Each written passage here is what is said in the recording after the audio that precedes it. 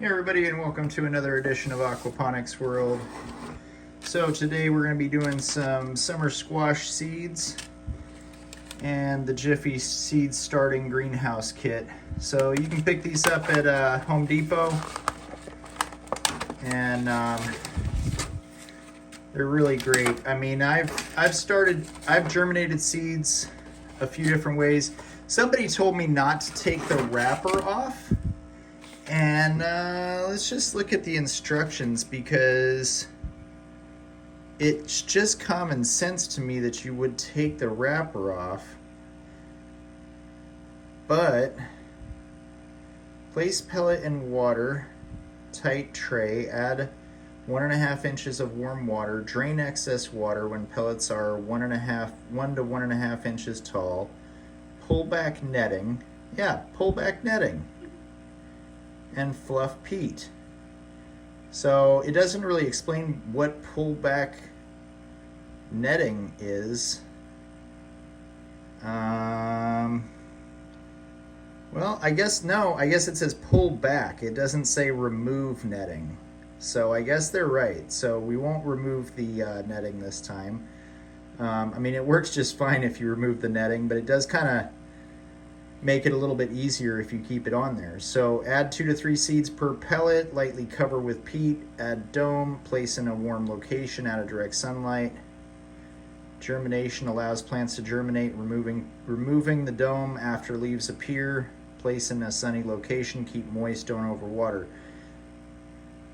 So basically when we transplant these, I'm probably going to transplant them into, I'm going to use the pool noodle method. So I'm just going to use a pool noodle and put it inside of a pool noodle, because those float, and then just sit the pool noodle inside of some type of base, so that they're not moving around too much, I guess, so that it kind of holds the plant up as well.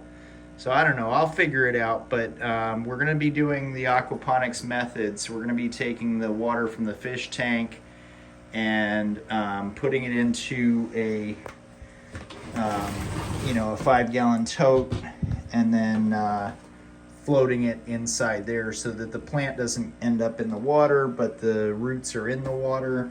And I'll run one of these bubbler hoses into the tote for air, because I tried the Kratky system, and I don't know why he's anti-air bubbler. Well, I kind of do know the story behind that, but I think bubblers work better, so we're going to do the deep water culture system.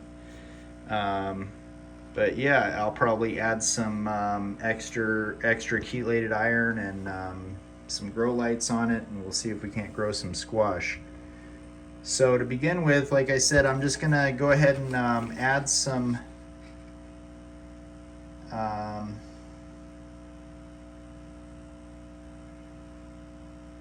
water to this.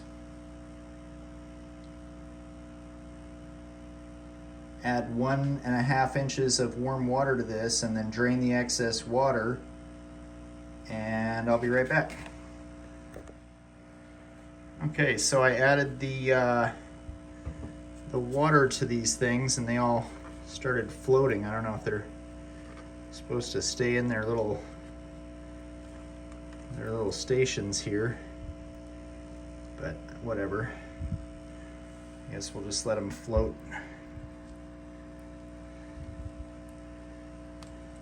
I kind of like them to sit inside their little basins that they will grow 1.5 inches tall.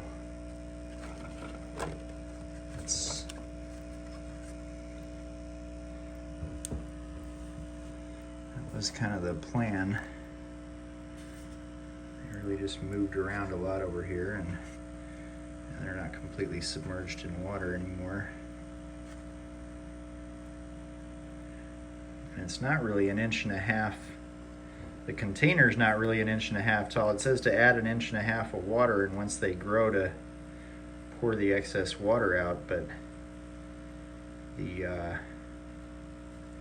container itself isn't that big. they've already grown quite a bit.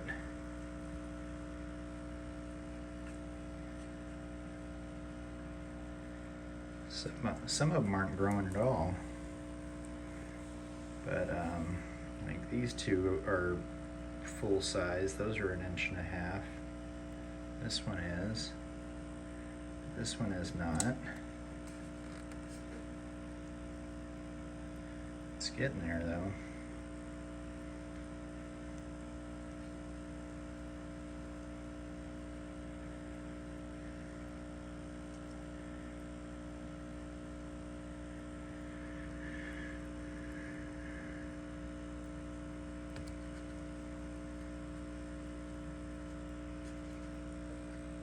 They're really absorbing quite a bit of this water. That's crazy how much water they're taking up.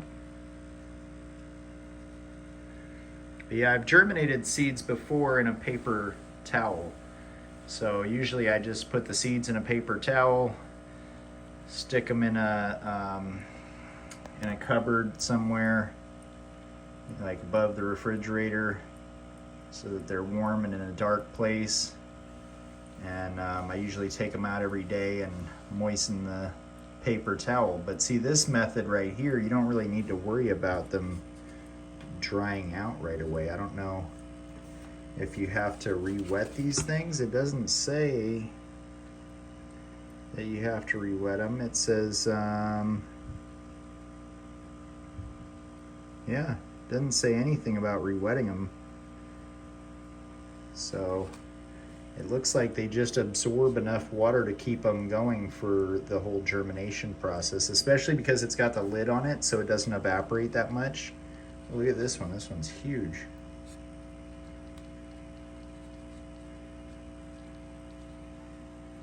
And this one's getting big. Usually I just do one because like I know I'm not actually going to want to mess with all of these, but I figure why not? Let's just do them all, since the last few times I've gotten these, I've lost the cover for them, or I waited so long that the seeds might have gone bad. I mean, I had another packet of these. I decided to get a new pack because I had that other pack for over a year and it was open. I'm sure they would have been still fine, but I'd rather just grab a brand new pack. They're only $2. And yes, the funny thing is I could probably buy a summer squash for $2. So, but maybe I can get seeds from the squash. That would be cool. Nope, summer squash I believe are seedless. How do they get the seeds from a seedless thing? That's crazy. Oh, and last video I was talking about how they are asexual. What I meant was to say that they use parthenocarpy to grow. So parthenocarpy is a neat subject. I actually did a final paper on, like the end of my college classes. I did a paper on seedless plants, and one of the things that's interesting about seedless plants is like you don't have seeds to grow a seedless plant. But anyway, parthenocarpy means that the fruit grows without it being pollinated. So it's this method of it just basically grows itself. So yeah. So anyway, looks like they're all full here. Looks like they've actually sucked up almost all of the water, if not all of the water. Yeah, I think they pretty much sucked up all the water. I can try to pour out. Oh, there's a little bit of excess water.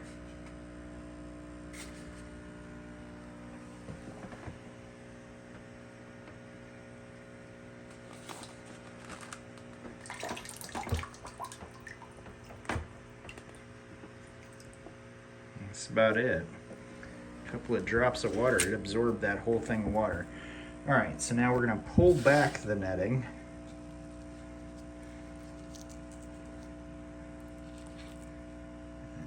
And fluff up the peat moss. Is that what it said? It says drain excess water, peel back netting, fluff up peat, Add 2 to 3 seeds per pellet. Lightly cover with peat and dome. Place in warm location out of direct sunlight. So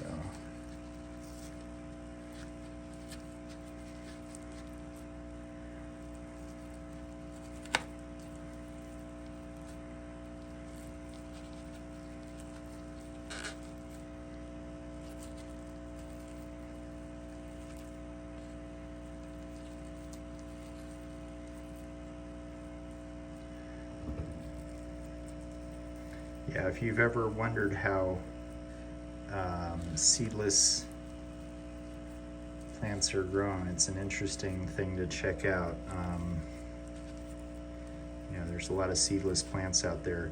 You know, seedless watermelon. There's grapes. They use a growth hormone thing to grow the grapes and the seedless watermelon so well, but they basically use parthenocarpy to get themselves pregnant, in other words. Normally you would have to have a pollinator to take the pollen from one flower to another flower, from a female flower to a male flower. You probably heard about that in your middle school science class. The stamen and the piston and the different parts of the flower, but that comes from the flower. Okay, so now we'll open these up and put 2 to 3 seeds in there.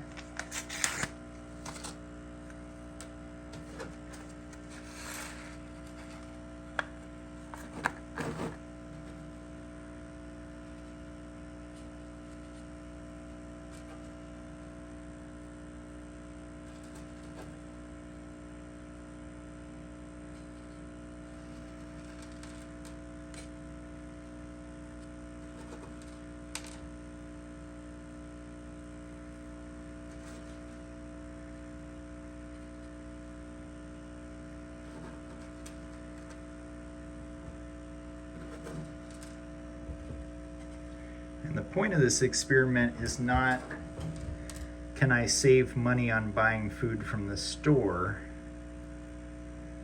I mean, if it gets down to the point where I can't find food at the store or seeds at the store,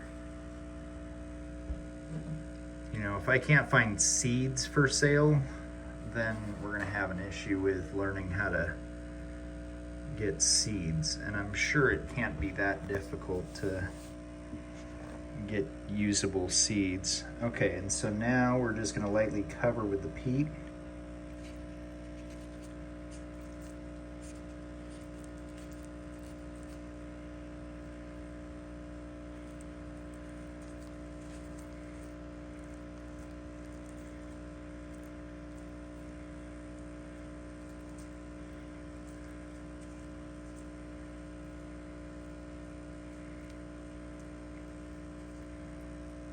Sorry, I'm not looking at the camera while I'm doing this.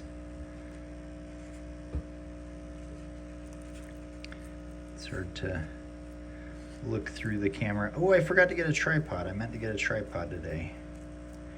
I'll try to swing by and pick one up tomorrow so that you guys can see me and see what I'm doing without me having to hold the camera at the same time, because holding the camera at the same time definitely does make it difficult.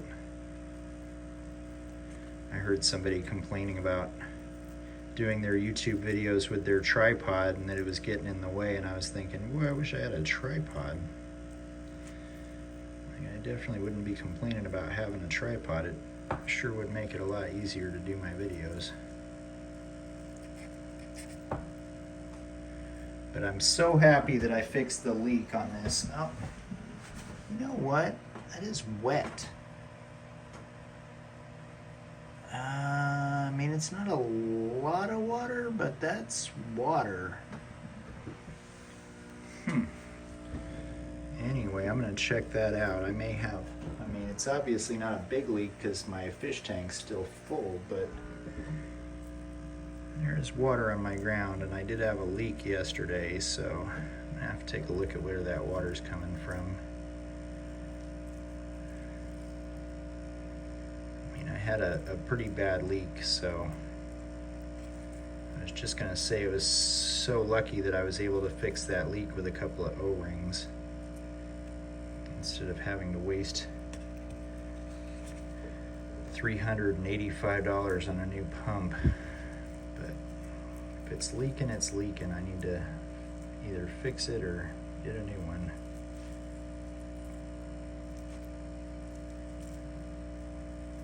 What I'm hoping eventually is that I can take this project outdoors.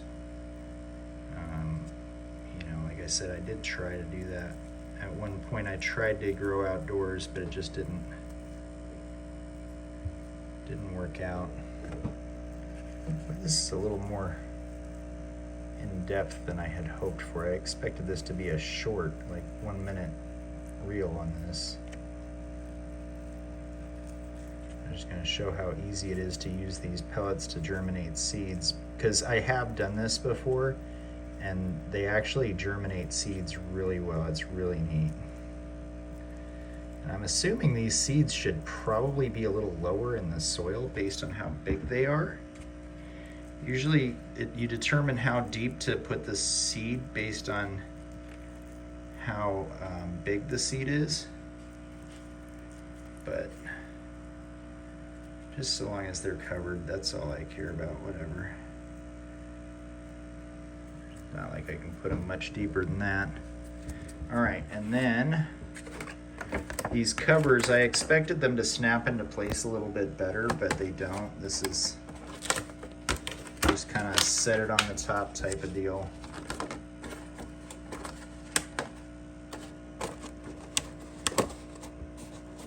But yeah, that one sits in there pretty nice. Maybe I just had the last one smashed or something. But now I'm gonna go put this into a dark, warm area. So in other words, I'm just gonna put a blanket or something over the top of it. I mean, it's inside, it's pretty warm in here. I just need to keep it dark. So I'm just gonna throw a blanket over it, and I'll check back in with you guys next week and we'll see how they're doing. Have a great day. Thanks for watching. Hit the like and subscribe, notification bell. Bye. Wow, so yeah, it is leaking still. I returned the pump, and that was the only one that PetSmart had, so if I go back and try to buy it again, they won't have it. But it is just pouring water out of this screw hole, which is really just crazy. Like last night, I put on the new O-rings and I looked to see if there was any drip coming out of here, and there was not. And now I look and my floor's wet and there's drips coming out of here. I don't know why it took it until after I returned the pump. I was trying to hurry to get back down there to return that pump before they closed. I probably should have waited until I had it hooked up for a little while to make sure it didn't start leaking again, but it is really leaking good. Oh, wow. So I'm gonna have to get a new pump, or, well, I mean, it could be the valve itself. It could be a combination of the valve and the O-rings. So I'm gonna order another valve and I guess just deal with this leak. I mean, that's a lot of water in one day. But yeah, I just wanted to update you guys on the fun times I'm having with this pump.